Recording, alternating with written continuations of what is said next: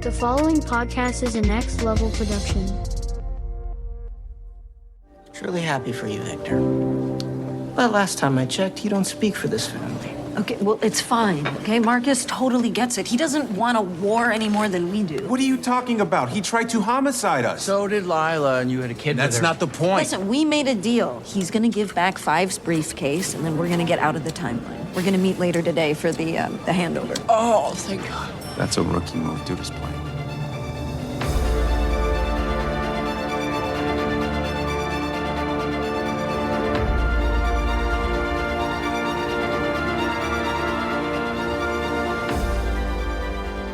Hey, panelers, welcome back to the show. I'm Mark. And I'm Steve.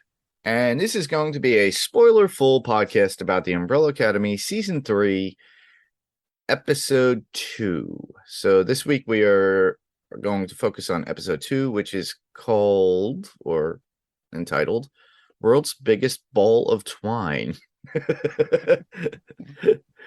So I'm wondering if that's a reference to the actual show or the season this year. It's a big ball of twine, you know? Yeah, it is. It is. It's a big convoluted ball of twine. So you want to give us a synopsis on this particular episode? Absolutely. Season 3, the Umbrella Academy, Season 3, Episode 2, World's Biggest Ball of Twine. With their number one missing, the Sparrows take a hostage. Allison makes a painful discovery. Klaus takes Five on an eye-opening road trip.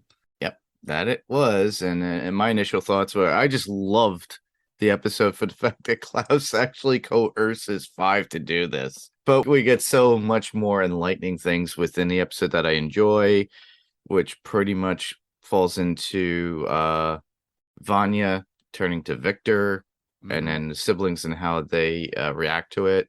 We find out a little bit of history about Klaus and his mother, and on top of that, all the other mothers of the Umbrella Academy. Mm-hmm. And then we got Luther and everything else, which engaging with the Sparrows because he's been abducted. But the funny thing is, it doesn't feel like an abduction too, because of the way he's treated. And on top of that, you see the siblings coming together, and there's a cute scene within the actual episode that I really do enjoy between Allison and Viktor, and it's basically Viktor coming out to Allison, and I'm really I know there was a lot of backlash regarding this, but to me, I just embraced it and liked it, and I just loved how fluid it was. But yeah. overall, the episode I thought was pretty cool. Yeah, it was a good episode. There was a lot, they jam pack a lot into these episodes, and there's a couple of things that happen that really set up the rest of the season, and I can see the foreshadowing of what's coming. Since we know the entire season, we can kind of see. Going back and watching like this, I can see this turn with Allison, and we'll talk more about that when we get into our moments. But yeah, it just was really good, and I understand the whole thing with Elliot Page, and but man, it's fine, whatever. Yeah, it's fine. It's their choice. And yeah, honestly, I think the character did this in the comic as well, so that might have been the reason why I don't know. They actually did this. Yeah, I haven't listened to TV podcast industries. They did say I listened to their episode 1, and there is a comic. There's a run of the comic that follows this story. Oh, okay. Well, I think they mentioned something about it. It's been changed somewhat, but it does follow something that went on in the comic. So that's good. Yeah. So it's gonna be interesting to see. And when I listen to them, I'll know more about episode 2 after we get done talking. All right, so we should get into our what do we call these? We don't call them top fives anymore. I guess our favorite points within the show. Moments, whatever. Yeah. So you want to start? Sure. I want to start. The first one was one that jumped out at me the very first time I watched it in my original binge that I just absolutely loved, was the homage to Raiders of the Lost Ark. When you have Klaus, Klaus is running over the car. Yeah, start the car. And he's got all the Amish behind him. And I'm just like, that's just like Raiders of the Lost Ark. Yeah, it was Indiana Jones running towards the plane, the seaplane. Yeah, start the plane. And then you have all the come running him after him. Yeah, I love that scene. Yeah. Yeah, I thought that was great. When I saw that, I was just like, oh my gosh, I can't believe they did that. So Yeah, they got a lot of cool references in there too, as well, from other films. So we talked about the Big Ball of Twine. Think about that. That's pretty much like Vacation. Okay. Yeah. I hadn't thought about it. I didn't catch that one, but yeah. And there's like background characters in there that I think must be allusion. Like when they're in the hotel, there's all these weird, funky background characters in costumes that I didn't recognize, but I'm like, that has to be like the one of the guys with the big hat walking around looking like that from Jumanji, the guy that the hunter guy that chased him. I don't know if that's what it was supposed to be or if it's some other reference, but there was a lot of stuff in the background. Really? That's that good catches. I didn't catch any of that, but that's pretty cool for the fact that you think about it.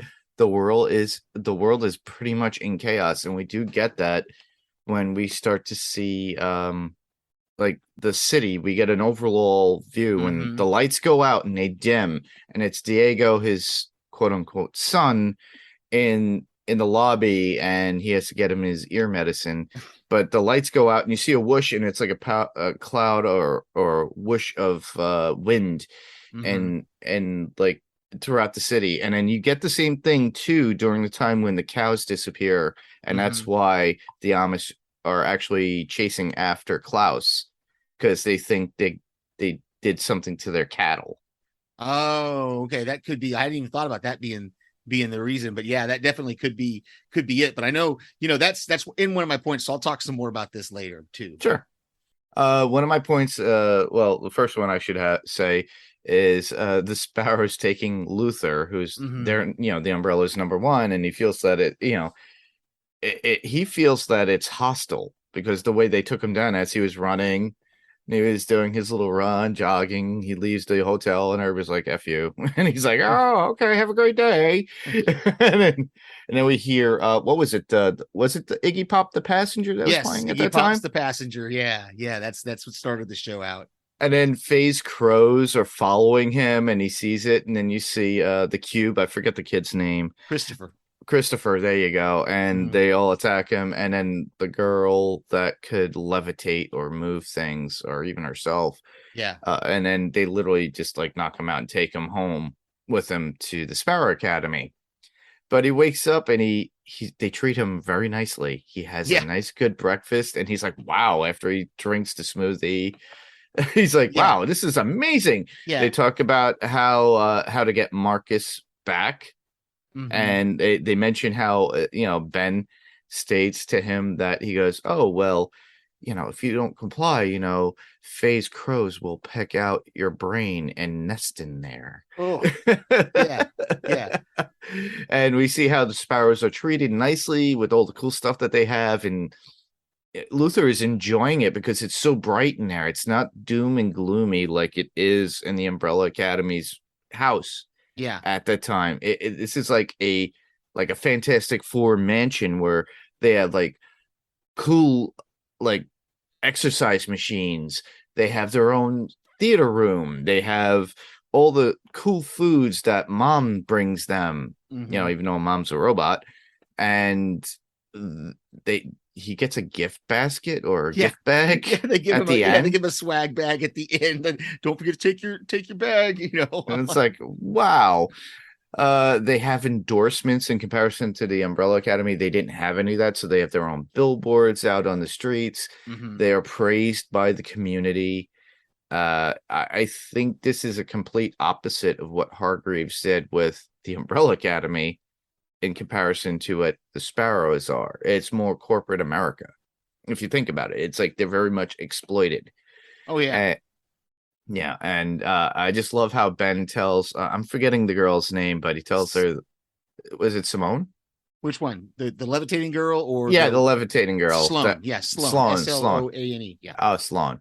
Yeah, he tells Sloan that he was on the moon, and she loves the idea. And he's like, nobody really cared. And it's like he's smitten right off the bat with her. And I thought it was pretty cool. Yeah, I loved it.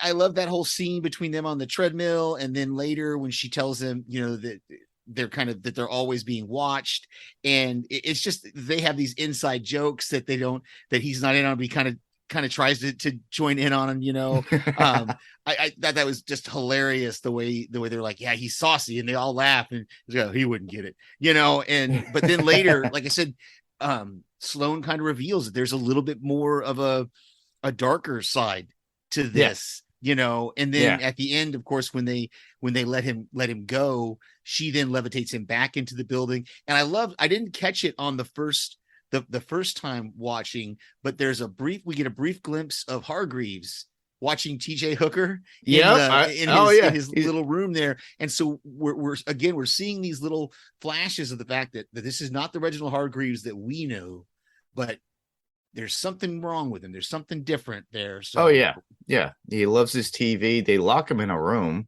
obviously, and he loves his TJ Hooker. Yep. I'm surprised he didn't watch Star Trek, considering he's an alien. Yeah. But yeah, I did admire that, and the fact it's like the fact that Sloane brings him back in, and they have a night together, and it was pretty interesting. And it's really good for Luther too, because he's always getting beat up, and he's always emotionally stuck. Like for a long time, it was all about Allison. If you think of the previous seasons that we got, the 2 seasons, and now he's finally found something, and he's kind of smitten with this girl. So I think it's pretty cool, and they're not related, quote unquote, as it were.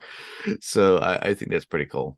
Yeah, it's great. I love that whole interaction between them, and like I said, the fact that we see them kiss, and then later he's going to say something to Diego about having sex in the air or something like that in a later episode. So it's great.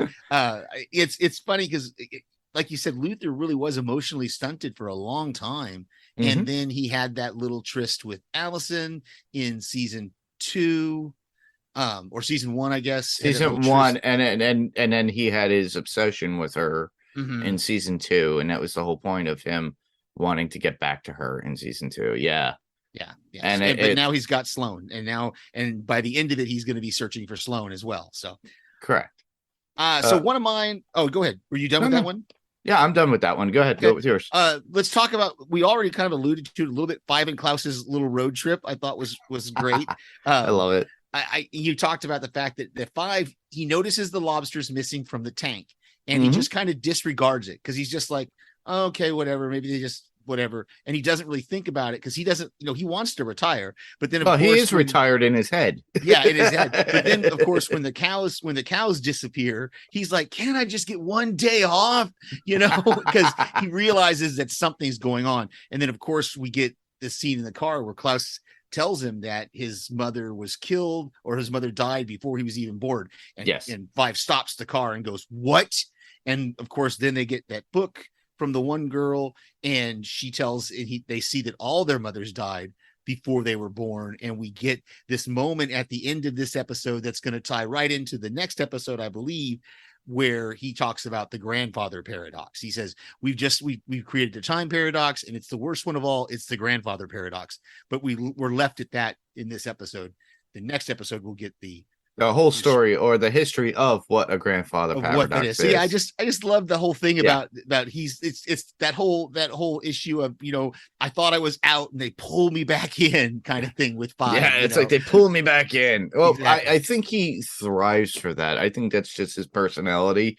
He loves that regardless, because you have to keep in mind still, he's an old man in a little young person's body still. Right. I don't think a lot of people remember that fact.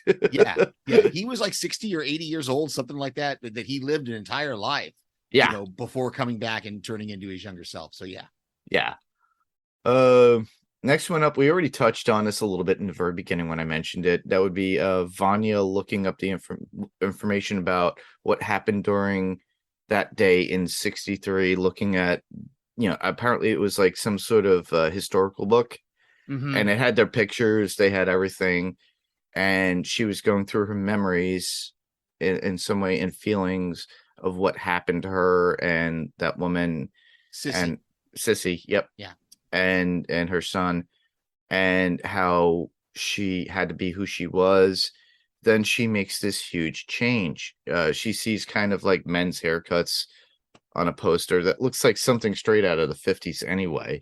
Mm-hmm. And she gets that haircut.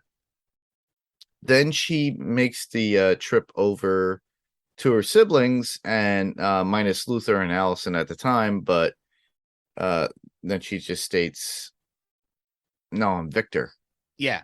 And the siblings, accept it right away. And I thought that was very well written within the show, in the sense of like, okay, well, we know this person all our lives. We care for them. Whatever they say is what they are. And okay, fine. So be it.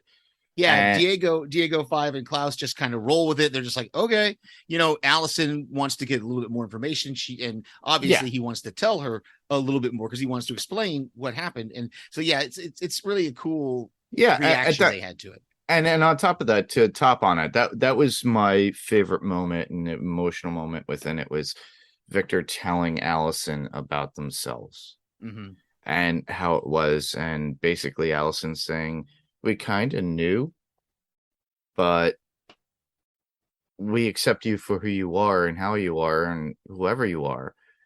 And that's true family. And there's a lot of people out there that state, blood family is the only family, but honestly, family is, whether, I accept my family who they are, whether it be blood or not, but I'm brought up with my sisters, my brothers, my mother, my brother, my sisters, and my mother, and my cousins and everybody else. That's family. That is family.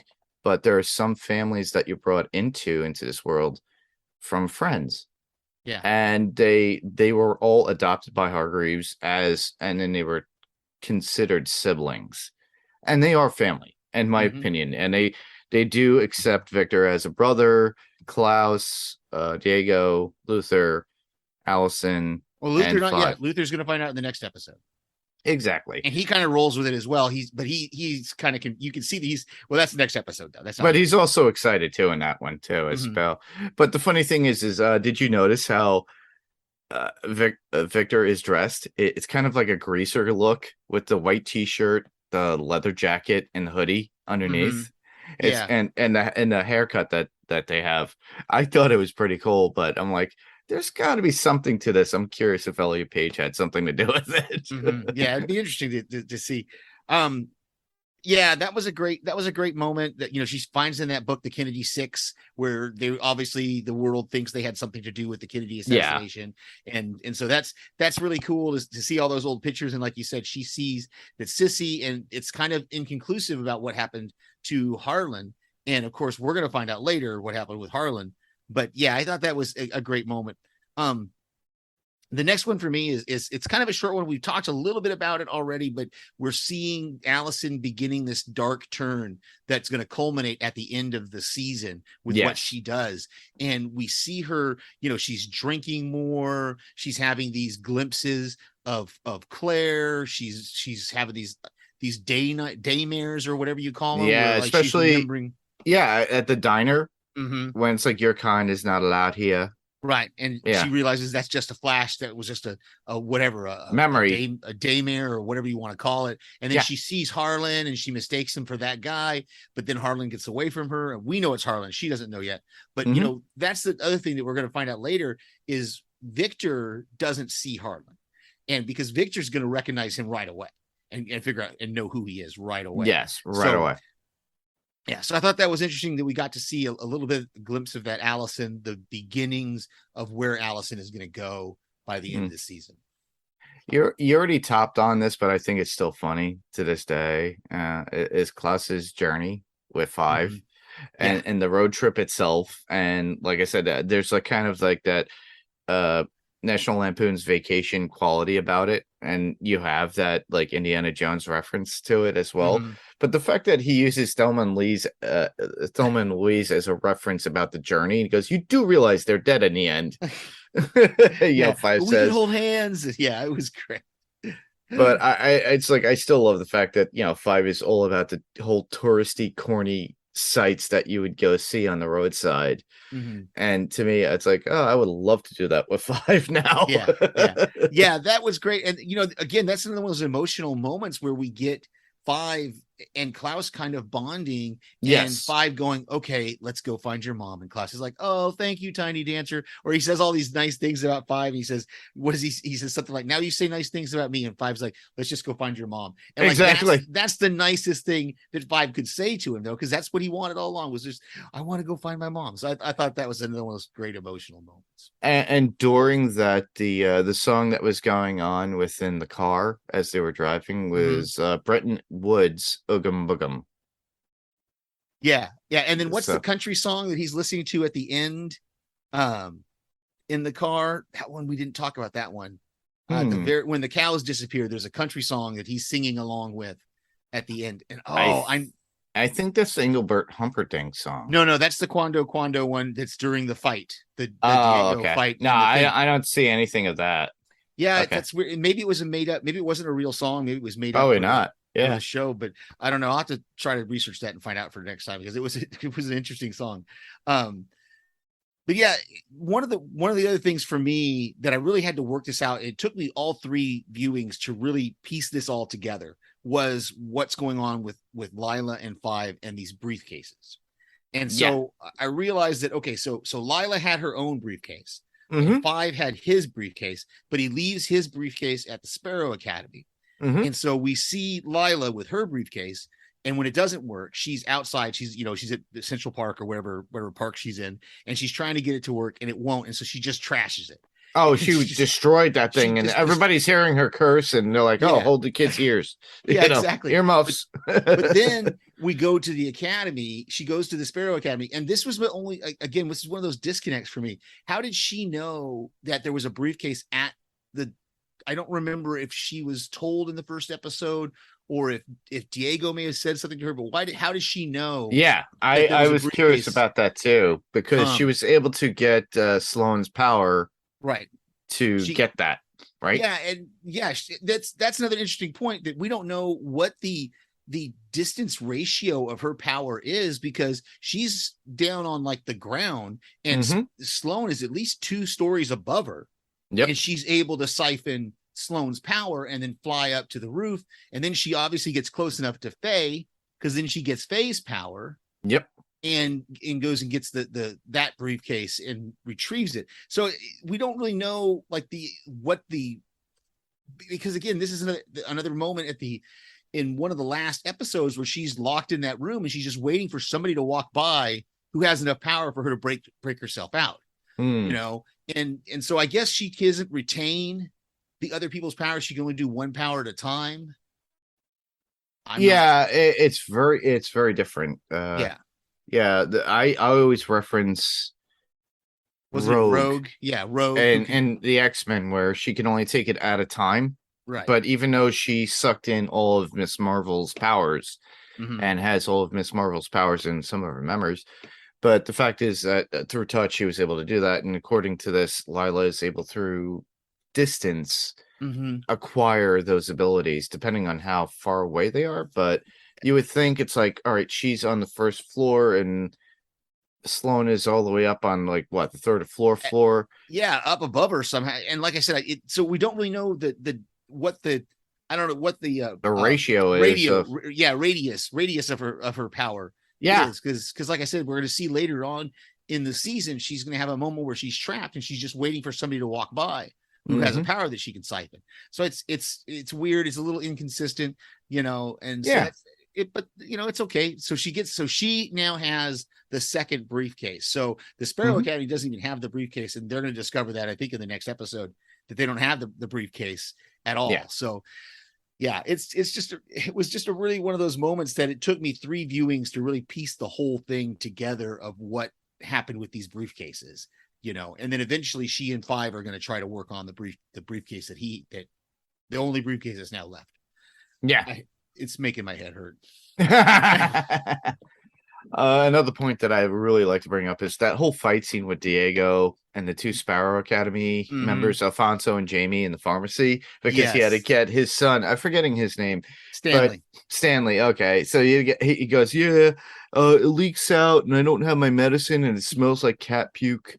And he goes, dude, it's like, oh, so he has to go get him. He goes, no, it's not the right one. And then Alfonso and Jamie are there shopping, and apparently they can do whatever they want within the pharmacy because they're like taking candy, just taking it and doing whatever they want. And all because, Diego winds up encountering him because of Stanley. Mhm. And it's pretty funny how with like the interaction between Diego and Alfonso and how Mhm. they're talking. And Alfonso is kind of a weird character because he's kind of like a demon looking kind of guy because he's kind of mushy face and it drips and the flesh kind of just sags there. Yeah, like when his chin flies off, he goes, yeah, it does that. And I'm just like, ew, this guy. And he's just like a big, and I don't know if maybe it's like clay or something, because that's again, his power is that whatever harm is done to him, it's done to the person who does it. Right. And it's not just kinetic. Like I thought in the first episode, I thought it was just kinetic, like when they punch him or kick him. But no, when the kid throws that blade knife and cuts him, then the kid suddenly has a cut on his leg. And I'm like, well, how does that work? Like, like, Stanley throws that knife that from Diego's leg pouch or whatever it is. And on top of that, let's talk about that. That's interesting because Diego's walking around with these two things which are literally dagger holders on his legs all day long, and nobody says anything. Yeah, here in Oklahoma, we can open carry, and I think we can even open carry knives. So it's there's places where they can just do that. You can just now, and also New York, you can't. Yeah, I know. And probably wherever they're at, they probably shouldn't be able to. But who knows what this world allows and doesn't. But I thought it was pretty cool, the overall fight scene, though. Because you already mentioned it, like Diego attacking Alfonso, he gets hit hard in the chin and everything. And then on top of that, we got Jamie there with her. It's kind of like a some sort of venom that induces hypnotics. Right. We talked about it. We talked about it last episode. She got Diego, and she got Spive with it. Yeah. This time she doesn't get anybody because Stanley uses like a spatula or a pan to deflect it, and he gets gross, But the fact is that you see how it comes out of her mouth. It's in the back. There are like two sacs in the back, right and left, and she has to hold her tongue through, and then it's squirted out, and it just ejects out. And we got a whole POV of how that works, and I thought that was pretty cool. Yeah, that was a really cool like camera shot that the CGI they did that I thought was really, really fun to see how that worked. But again, it's one of those powers that if it works, great. But if it doesn't, then she can fall back on her fighting ability, which was good. I loved when Diego and he picks the kid up and they're leaving. The kid's like, "Hey, we're kicking their butts," and Diego's like, "He who fights and runs away lives to fight another day." That sounds like a pussy saying, Exactly, right? Just like, oh my goodness, this kid. Yeah, it's funny. Also, there is a moment during that fight scene when when Alphonse hits Stanley that Diego calls him his kid, even though he's been saying allegedly and presumably this moment he says, "Hey, that's my kid." Yep. So he's really starting to bond with this kid, and we're starting to see again the beginnings of what is going to develop throughout the rest of the season. And I'm excited to watch again this relationship play out and see the inklings of it here, because just like you said, he goes to the store and the kid wants a specific brand. He's like, "Just get the no name one." "Hey man, have you ever had your whatever?" And he's like, "No." Then you don't want the no name, you want the brand, my brand. So exactly. Yeah, but that's it for all my points and my thoughts of what I liked about the episode. But I have a few other notes and some quotes that we should get into. I've got quotes. I think I've gone through all of my again, I was talking about the kind of the background characters. We see one guy who's like in a weird, like a uniform, and then we see this couple walking, and they almost look like a 1960s kind of couple where she's got sunglasses on and he's wearing like a hat, and she's got one of those pillbox hats on. I don't know what that was about. I'd love to research and find out kind of who those were alluding to. But and of course, you mentioned about the doorman when Luther says, "Hey, it looks like a great day," and they're honest, yeah, for some, because you realize, remember, his dog went missing in the first episode when that wave went out, and then you see all those posters of missing dogs on the lamppost or the different place where Luther comes out. So yeah, that's all for my notes. I've just got quotes. Oh well, I'll move on to my other notes. So, in the very beginning of the episode, when Luther's being basically abducted by the sparrows, and his feet are up, and you see his sneakers, and the bottom side of Luther's sneakers. There's the logos. I forgot to put that. Yeah, you have umbrella and sparrow on either shoe, so it's like right shoe umbrella and left shoe is sparrow. So yeah, you got the emblems there.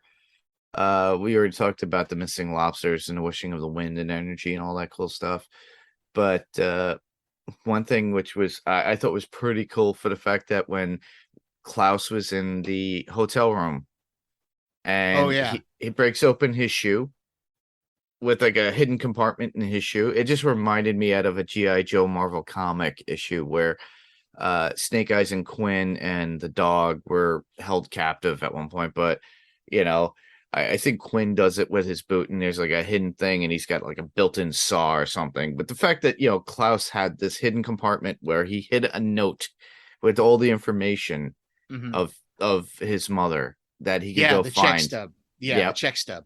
Yeah, and I thought that was pretty cool. But I was like, as soon as I saw that, I was like, wow, it reminds me of like a Marvel comic, and I had to go back in my memory and go, yep, that's where it's from.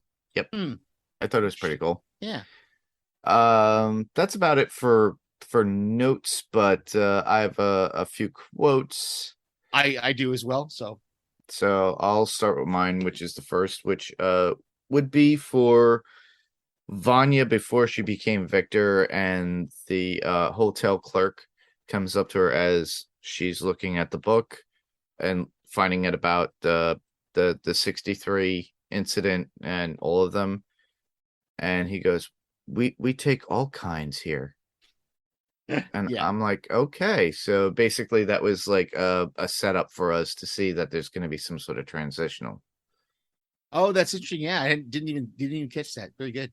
The first one I've got, it's really just it's a kind of a conversation between Five and Klaus when when Diego's talking about Lila, and Five says she's family, and Klaus says she tried to kill us like yesterday, and Five says, yeah, like I said, family. And it was yesterday. yeah. But I just thought it was great. He's like, she tried to kill us. Yeah, that's what our family does. Our family tries to kill each other. Exactly. I thought it was great. I thought that too.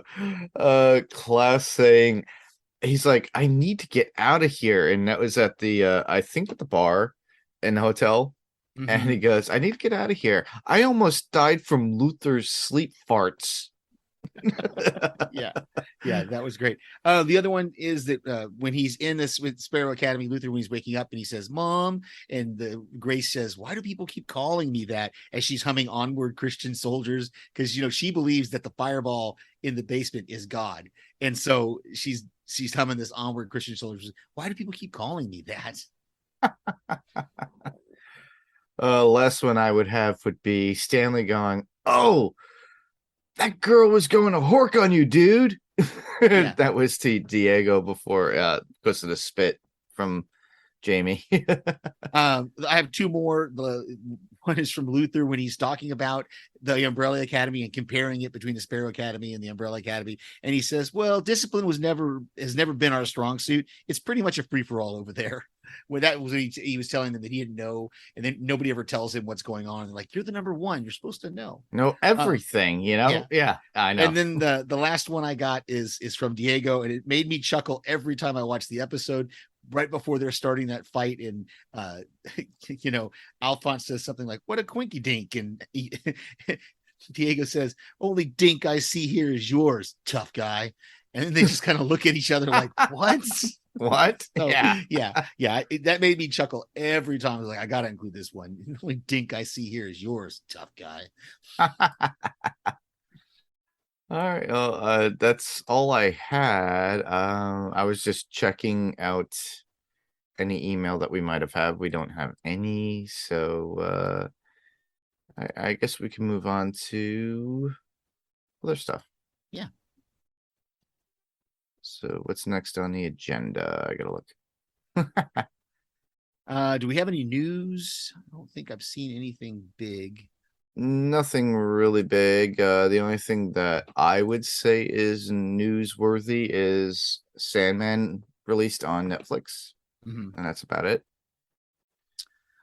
Yeah, and this might be a little bit of a spoiler, but I think we might have already talked about it. The She-Hulk, the final trailers for She-Hulk dropped earlier this week and last week, and it definitely shows. Okay, go ahead about 30 seconds if you don't want to hear a She-Hulk spoiler. It's coming next week. So, but in the trailer, it shows Daredevil. Oh yeah, and it shows Charlie Cox. So I think that's really cool. That's cool too. Yeah, I'm looking forward to that. That is the most important movie or show that I'm looking forward to right now. I can't wait for us to start talking about that because a lot of people are giving flack about the CG on it. Now, mind you, Hulk looks pretty cool. Banner looks good. Her, not so swimmingly, but they still have time to smooth everything out. And as the promos have been going, they've been looking a little bit better and better. So I'm looking forward to it. Either way, I think overall what really it boils down to is the story and how it's being presented. And then on top of that, just check out I Am Groot on Disney Plus because that launched too. There's like about 5 or 6 short movies, 5-minute long. Nice. So you can check those out on Disney Plus as well. So we got a little bit of something from Guardians of the Galaxy as well. Very cool. All right. Well, like I said, there was no feedback or anything, whether it be email, Facebook, or anything of that nature. Nothing on Instagram. Yep. Yeah. So we didn't get anything, but we still highly recommend that you guys send something in if you do like what we're doing. I do have a podcast recommendation this week. Sure. I've been rewatching Smallville, and Michael Rosenbaum and Tom Welling are doing a Smallville rewatch podcast called Talkville. Yeah, took them about time to do it. Finally, yeah. They both. It's 20 years, and so they said they're both. It's been great. The first 5 or 6 episodes are out now. They had one where they brought in Christian Krug for an episode for part of the episode. I did send them a voicemail question, so maybe that'll get played if it got into them on time. They don't really tell you what their deadline is for these questions, but they have a hotline they want you to call and ask questions about the episodes, about upcoming episodes. So we'll see if I got mine in on time, but that'll be cool to hear when that episode pops up here. I think next week it should be.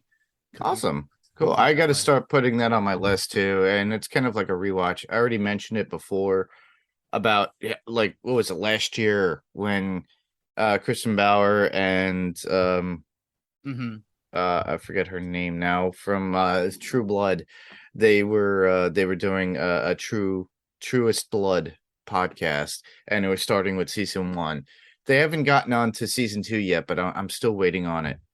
But I'm looking forward to it. But it's pretty funny how a lot of the shows we used to watch now, a lot of the actors and stuff are actually coming up with the podcast and watching them for the first time themselves, or just reviewing them again after X amount of years. And I think that's pretty cool for the fact that you get it first person from the person who played in the show and give their point of view, Yeah, exactly. And this one's really great because they're giving like specific details that they can remember from those shoots and from what was going on in their lives. Like one of the episodes that they did just recently, they revealed that they started filming it on 9/11 in 2001. Wow. And so they were dealing with that whole thing when they were doing the episode, and they had to deal mentally with what was going on in America. Well, of course, they're shooting this film in Canada, this TV show in Canada, and what's going on with their families. And it was really cool to hear that and to hear their appreciation for vets and stuff like that. So yeah, so we highly recommend that. Go check them out. Yeah, that's amazing.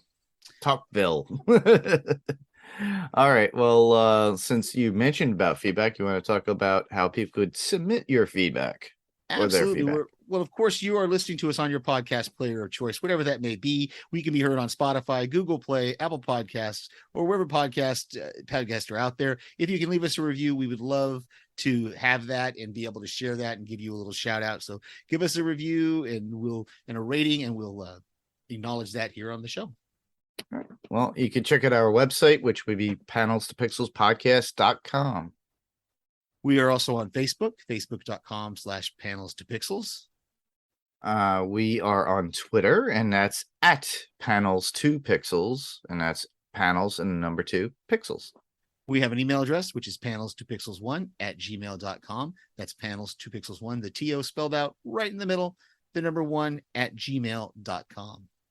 You can find us on YouTube. All you have to do is search for Panels to Pixels podcast, and just, if you like what we do, please subscribe and give us a thumbs up. We are on Instagram at Panels2Pixels Podcast. That's words all spelled out. Panels2Pixels Podcast on Instagram. And you should check out all the other podcasts on the Next Level Podcast Network. We highly recommend them all. One of which would be Wilhelm with Ben Beck. Ben's actually been expanding a little bit. So he's on Twitch doing live streams every week. Mm-hmm. And I think he's doing movies as well as gaming and other things as well. So check that out. Wilhelm with Ben Beck. And that is on Twitch. On Twitch, he is I Am Ben Beck on Twitch. So you'll find him that way. There's also the Melting Pat, Podcast Zero, and so much more. All you have to do is just go to nextlevelradioonline.com and just check out all the other podcasts there. Excellent. Coming up, we will be discussing episode 3 of Umbrella Academy season 3, Pocket Full of Lightning. And also, hopefully, we will have the first episode of She-Hulk season 1 coming up next week as well. Yes. And where else can listeners hear us, Steve? I can be heard on various other podcasts that our friends do that I send voice messages to. And like I just said, I sent a question into Talkville. So hopefully that will be on there. And of course, you can hear me right here on Panels to Pixels. Exactly.